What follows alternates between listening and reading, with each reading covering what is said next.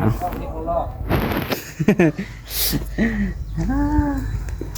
ิการเพิ่นกระโดดเนาะแจ้งกันขาดตู้แม่สวัสดีสวัสดีเนาะโดยแล้วพอโอ้ยห้องนั่งบ่และยืนนักเลยแล้วนั่งแถวนั้นแหละตัวง่ายตัวเห็นข้าวเยอะวะเกยอยู่เยอะเสียงพี่เสียงเปลี่ยนมุ้งทำมือบ่ได้อยู่โอเคเท่าไรว่าจะจ่ายเบิดเลยได้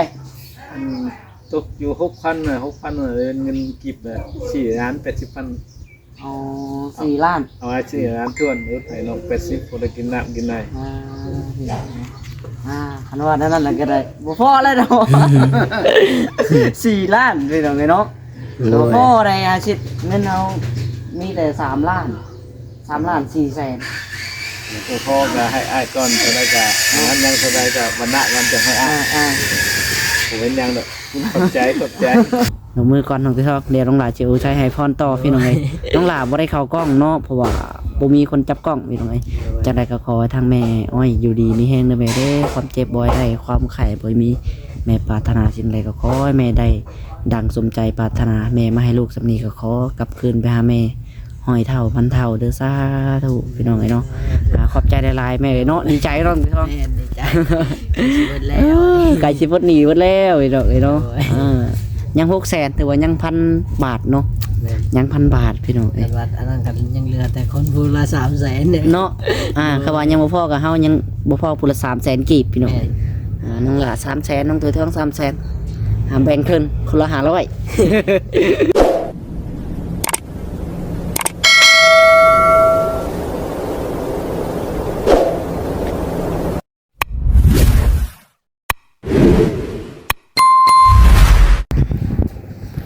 พี่น้องเอ้ยเนาะสบายดีน้องเกยทองพี่น้องเอ้ยเนาะพบพ่อกับท่านน้องหล่าอีกคือเก่าคือเดิมพี่น้องเอ้ยแวะเวียนมาทั้งที่พี่น้องเอ้ยโตน้องหล่าก็ได้ยังมาทันท่าสีเฮือนเจ้าของพี่น้องเอ้ยมื้อนี้เนาะแลนกับเวียกอยู่พี่น้องเอ้ยเข้าไปเซโนเข้าไปซื้อสีว่าซั่นซื้อมาก็บ่ถูกใช่พี่น้องเอ้ยสีเนาะซื้อมาเป็นคนละสีซ้ำพี่น้องเอ้ยสีภายนอกเนาะแต่ก็ย่าพี่น้องเลยเนาะมีแต่ป้าไว้หันแหละสีกระเป๋าอยู่เฮือนพี่น้องเลยแล้วก็ลงมาพี่เนาะมื้อนี้ได้ถือโอกาสมาสิมาจ่ายค่าหนี้เพิ่นพี่น้องเลยเนาะจ่ายค่าตู้พี่น้องเลยเนาะน้องถวยทองนำตู้อันเครื่องเสื้อผ้าเดี๋ยวสิมาจ่ายเบิดเลยพี่น้องเลยแต่บ่ฮู้ว่าสิแม่นเท่าไหร่เนาะเดี๋ยวมาถามเพิ่นก่อนเพิ่นมาแล้วบ่ฮะยังบ่ฮะยังนอนอยู่แล้วได้เป็นเพื่อนเอ้ยพี่น้องเนาะเพื่อนเอ้ยตูนนี่แหละกำลังเห็ดอยู่พากันมาเห็ดทั้งนี้เลยพี่น้องเลยนี่น้องหลากค่ะไม่ได้มาเฮ็ดเวียกน้ำเพิ่นดอกพี่น้องเลยเนาะเลยมาแวะเวียนสิมาจ่ายค่านี่แหละเนาะนี่ตู้ที่ว่าน้องหลาดได้ดาวในช่วงก่อนจ่ายเลยเนาะแต่บ่ฮู้ว่าสิเป็นเท่าไหร่ทางพ่อบ่ให้เบิ่งตึ้มก็บ่ได้เบิ่งซ้ำพี่น้องเลยเนาะมีแต่ฝากทางเงินที่ทางแม่เพิ่นฝากมาให้น้องหลาดก็ถอดออกมาหมดเลยแต่บ่ฮู้ว่าเท่าไหร่เนาะแต่ว่าเขาไปจ่ายอยู่เฮือนเพิ่นบ่เพิ่นมันนี่ก็ได้บ่ช่วยเด้อคู่ของอยู่เนาะอันนี้ก็จะฝ่ามือเฮือนได้พี่น้องเลยคำอะไรเป็นเจ้าของยังทันได้ทาเนาะว่าชิมาเก็บรายละเอียดสีอยู่สียังหลายอยู่ที่แรกว่าแค่ผมอันนี้แหละพี่น้องว่าชิมาจ่ายอยู่เฮือนน้องหล่าพอแหละแต่ในใดเนาะลงมาพี่เลยลงมากินข้าวอยู่พี่น้องเลยเนาะทางเพิ่นนั่นเห็ดเลือดแปลงเป็นแล้วจะไหลลงมาแล้วก็ได้มาจ่ายเพิ่นเลยเนาะ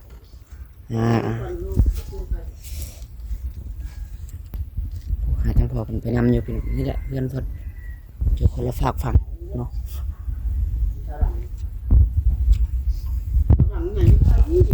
ประมาณนี้แหละ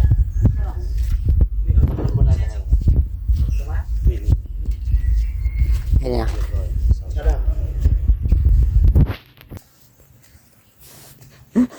ยังมืดอยู่แล้วตัว นี่บ่อาวุธไปหากิน ไป ยิงอาวุธบ่ตาย กาแฟบ่เอาประจำตัวแล้วหนังสติ๊กเนาะ ไป มันกระทุน มกตัวนึง ไปเลยแหละ หมานอยู่บ่ บ่มานะ มดเงิน500,000น่ะ ไปอยู่ จักได้เบิดแล้วบ่ยังอยู่บ่ กะจือเงินหาแจนั่นชื่อนกก็กินบ่ดีบ่ ยันว่าไปหายิงนกเงินหาแจตัวให้มันเบิดบ่ ใจจะลดลงสิลดเมา หากินเงินหาแสน หากินได้เนาะบ่อื่นหาแสน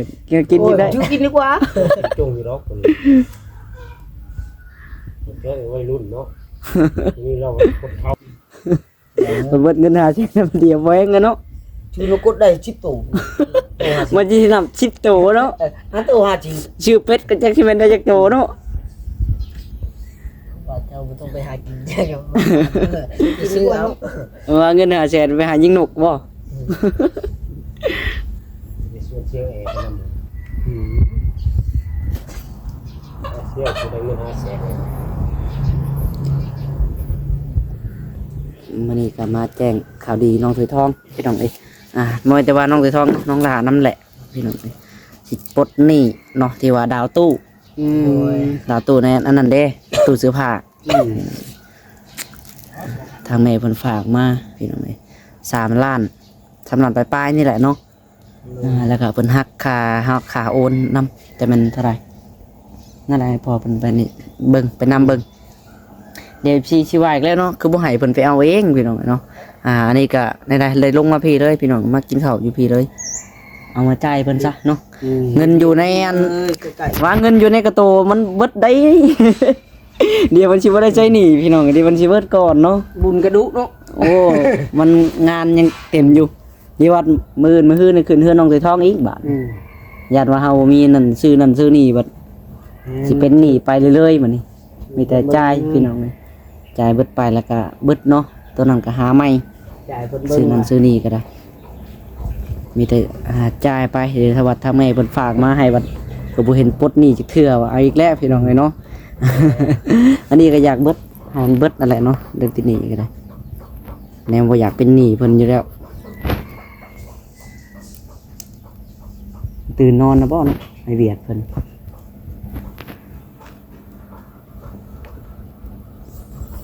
ปู้ทรงสั่งเนาะนี่ว่าทรงสั่งเนาะไป แม่นแล้ว แม่น สร้างผู้ทรงกอบุญนี่ ทรงเซิงทรง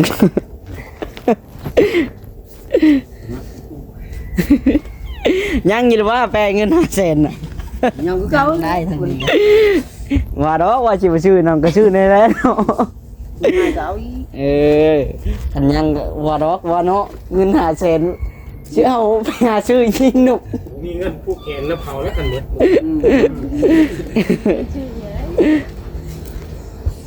แต่ยังอยู่เฮ้ย เราแขนเขาได้ผู้แขนเนาะ นี่ได้โปรแกรมเนี่ยน้องตื่นท้องเนี่ยเนาะวันที่ ใบใหญ่ๆนี่ได้ใหญ่ยิ้มได้ วันที่24เนาะเลยเนาะแม่เนาะ12ได้พี่น้องเลย13 14อีก2มื้อเตรียมขึ้นเฮือนเด้ ยังชอบมือ ผูใบใหญ่ได้ผู เอาไปตองกรุงรถ ที่ได้รุ่นใบที่นั่นดูเลย ใบใหญ่สุดเลย ไอ้ โอ้น้ำรุ่นละขอน้ำช่วยมันยังให้แสนอยู่เดี๋ยว ไปแฟบ่ วันนี้มันก็หลอกมัน ดูตัวผู้ชาย เนี่ยจากกระทัดจูดเต่าอยู่ว่าไปจูดแม่น วัน โอ้ปิดทางคักใหม่ ฐานคากอะไร ๆเดี๋ยวเวียด บอกเลยแม่บอกตอนเลย กับพักเจ้าบ่ก่อนเนาะอาเจ้าก ดมาแล้ว จะกินลาบหนูกดแล้วเนาะ มันนี่ก็ ลาบหนูแล้วไปบนเงิน500,000 ปล่อยนูอ่ะ มาให้กินได้มือนานเด้อ แปะแล้วนูพุกอ่ะ วาวละลาดเนาะ นูพุกอ่ะ ดูยังก็ได้นะ นูพุกอะไรนูชิงนะโอ้ยไปอยู่กินนูชิง ชิงเฮ็ดแซ่บนะ โตช่ำนี่ ว่าหนูชิงหนูนาเนาะเอาไป บ่แห้งหนูนะ ตำรวจทำว่างเขาเข้าไปหา ตัวจะมีก้อยดิ ได้นะคันเขาว่างนะเขาไปใช้อยู่ดงได้ อืม พอได้เอาเข้าดง แถวกลับเนาะแถวดงหนูมันลายอยู่แล้ว พอได้อยู่แล้วนี่พอสูงไปเด็กน้อยก็ได้เอากินไปกินกันไป ไปเอาเงิน500,000ชื่อไปหาอัน ไปหายิงนกมาเงิน500,000 อย่าไป หยอก เนี่ยโชว์แขน5กลัวรถจับ โดนเนาะมันก็ซื้อแล้วดอกละวะ ผู้แขนเลยโชว์แขน5 ยักษ์จอกใจหน้าบ่ ทางนี้ยังบ่ไอ้เพิ่นผูกใบใหญ่ ผู้ใบแขนรถ บ่ยังไปเซ็นไปยังกะยาดอกหอนยังผูกกัน เนาะพันกีบก็ค่อยว่ากันติ กันไรออกกะยาหากับน้องเฮาบ่มี ผูกแต่ก็ผูกแล้วเนาะครึ่งถ้วยว่าผูกไม่ต้องกุ้งก็ผูกแล้วแค่ผูก ใบใหญ่ได้ไปตัว ใบใหญ่นะ ใบน้อยบ่เอาเอาไปทำกูใบใหญ่ใบขาดก็บ่ให้ขาดนะ ตื่นแล้วบ่พ่อโอ้ มาธรรมดาอีกนอน โอ้ได้ เมาจากเนาะมาแต่กันดอกจักจะว่าเมาจากเนาะ มันไปบุญก็อีกนิดนึงมันก็มาเดี๋ยวงานนอน มันกลิ่นมีแต่งานในประโยคนี้ พอว่าใหม่นั้นไรบ่รู้อันใหม่นั้นก็บ่พอสิเมื่อเอา คนโรงเห็นก็มีมันกลับมาเมื่อยไปไปชาวบ้านมันฝุ่นกายมันโก้มยังเห็นมัน ไปทั่วทีบเนาะ มันก็ตัวแรกมาพี่เห็นมันอยู่พี่เป็นกองคนใหญ่ปลูกเห็นรถดูเห็นครับว่าแล้วคนจ่ายเนี่ยให้เจ้าตกแล้วซ้อนเลยมันยันนะฮักนี่มันวะเดี๋ยวพ่อฮักนี่มันเยอะเดี๋ยวฮักนี่ลำหนักคุณยังไถ่หรอฮักน้ำอ่ะ ใช่กัน สอนโครงการวัดนี่เขาไม่ได้ให้ไปเฮ็ดบ่ดิมันมุ้ยไม่เจ๋ไหมเจ๋พอแล้ว ไม่เบิดนะฮะนวด หามาตีระดับรวมบ้านตัวเองแหละยังช้าอยู่ รวมก็พอรวมแหละ รวมก็ได้แต่รวมเลย รวมอะไรมันยะอย่าว่าร วมไม่ให้ยากอืดคือหยัง รวมเลย ขับไปรถ แต่เอาไม่ กระเจก็อยู่หั่นละ ว่าสิแบกบ่แปะมาดาวรถไถบ่ ที่เบรกเขาว่าเบรกได้แล้ววะ ฮะจักอันมาดิจักอันสามอันชาวตู่จะสิได้แบกได้ทีละอันแม่แปะ แล้วเราสิโกงอีตักเลยเนาะ นั่งเลย บ่ได้ยาวปานใดติ 30เป็นอาชีพใช้กลางก็ได้ ยาวเติมแล้วสิ บ่อยแล่นมัดสิกันแปะก็คันนั้น นี่ อันนั้นนี่เอาเนาะ กระเจอยู่หั่นน่ะ น้ารถเต็งก็ได้แบกขี่ไปมัน เอาบ่ให้ ทางเนี่ยเจ็บใจเมื่อยแบกไม้มันเบิดแบกไม้บาดอยู่ให้เนาะ มันจะไปหาดูด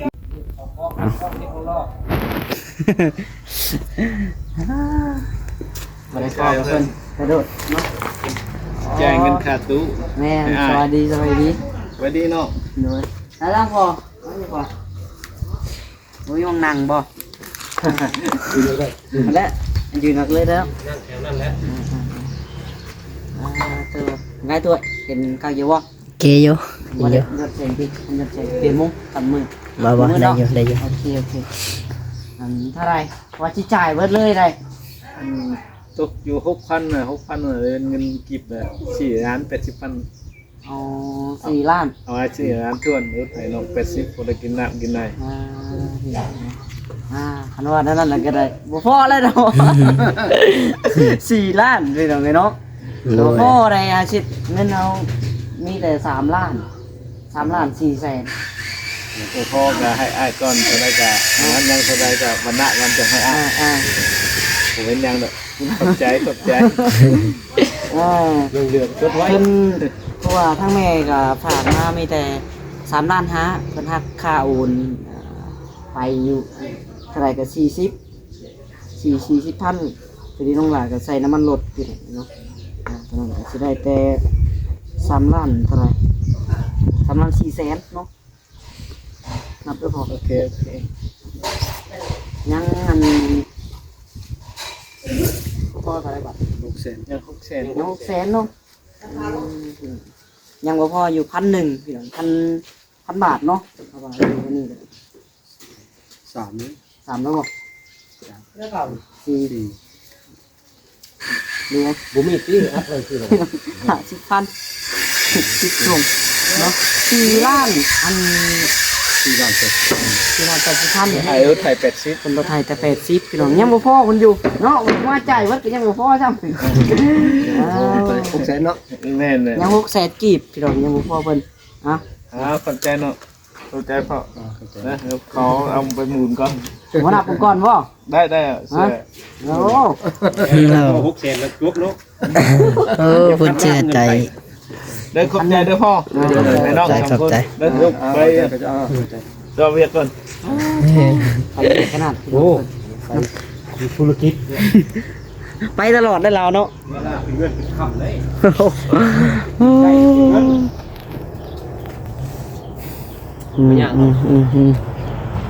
นี่แหละพี่น้องครับเรียกเพิ่นเฮ็ดตัวไรแน่พอตอนนี้ ขึ้นไม่อะไรขึ้นไม่ เอาไม้ขึ้นบ่ ขึ้นค่าหน้าที่มีบุ๊ก เธอ คนละคนขึ้นไม่ ใครอันนั้นบ่เพิ่นซื้อมาให้อีกพี่น้องเนาะเธอ เอาบอกว่าจะเอาเอ็มร้อยอยู่เอามันรับเบียร์ กำลังทำไปซะเดี๋ยวหาบนนั่งขอบกขอบใจฟังกระลักกระยายเป็นก้อนมองไปท้องเฮาเอามุมได้ฟังนี่จะบ่ต้องมีแต่ให้น้องไปท้องบัดนี้พี่น้องฝากขอบกขอบใจทางแม่เป็นก้อนเนาะ รวย เปลี่ยนกันได้พี่น้องโตพี่น้องเนาะว่าจะจ่ายบนพ่อกับพ่อซ้ำพี่น้องว่าจะจ่ายเพิ่นเนาะแต่ก็สำนี่นะพี่น้องเนาะพอเป็นยังสำนี่ก็ได้เนาะถือว่ายังติดเพิ่นอยู่พี่น้องเอ้ยโตเอาจังไดก็ได้ดีใจพี่น้องเนาะที่มีทางพวกเราผู้ใหญ่เพิ่นได้ซอยคนนี้ค่าดาวตู้เนาะพี่น้องดาวตู้เสื้อผ้าน้องหลากับน้องกุยทองนี่แหละเนาะที่แรกก็ว่าสิหาเงินพากันจ่ายเองพี่น้องเอ้ยบ่ได้ว่าทางแม่อ้อยเพิ่นอาสาสิปลดหนี้ให้จ่ายให้พี่น้องเอ้ยจังได๋ก็ขอขอบใจหลายๆเนาะน้องกุยทองเดี๋ยวเอาบ่ดีเดี๋ยวให้น้องกุยทองกันสิใช้ให้พรทางแม่อ้อยเพิ่นก่อนพี่น้องเอ้ย ขอบคุณทางแม่อ้อยที่สุดช่วยเหลือพวกน้อง โดยช่วยเหลือลูก ลูก ที่ ที่แม่อ้อยที่สุดช่วยลูกขอให้แม่อยู่ดีมีแห้งความเจ็บไม่ให้ได้ความไข่บ่ให้มีแม่ให้ลูกมาสันใดก็ขอกลับไปหาแม่ร้อยเท่าพันเท่าเด้อสาธุ พี่น้องเนาะ ตื่นเต้น ขอบใจหลายๆทั้งแม่เนาะ แม่ ถ้าว่าบ่มีทั้งแม่อ้อยซอยก็เลยสิเฮาก็ก็สิแม่นลำบากพอสมควรพี่น้องเพื่อสิหาเงินหมื่นได้กันเนาะบ่ได้ง่ายพี่น้องโตทางน้องหลากก็ขอบขอบใจหลายๆทั้งแม่เนาะลงมือก่อนน้องที่ชอบเดี๋ยวน้องหลาจะเอาใช้ให้พรต่อพี่น้องเอ้ยน้องหลาบ่ได้เข้ากล้องเนาะเพราะว่าบ่มีคนจับกล้องพี่น้องเอ้ยจังได๋ก็ขอให้ทางแม่อ้อยอยู่ดีมีแฮงเด้อแม่เด้อความเจ็บบ่ให้ได้ความไข้บ่มีแม่ปรารถนาสิ่งใดก็ขอให้แม่ได้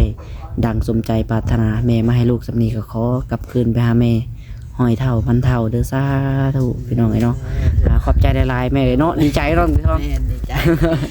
หมดแล้ว ไก่สิบดหนีหมดแล้วพี่น้องเอ้ยเนาะยัง600,000แต่ว่ายัง1,000 บาทเนาะ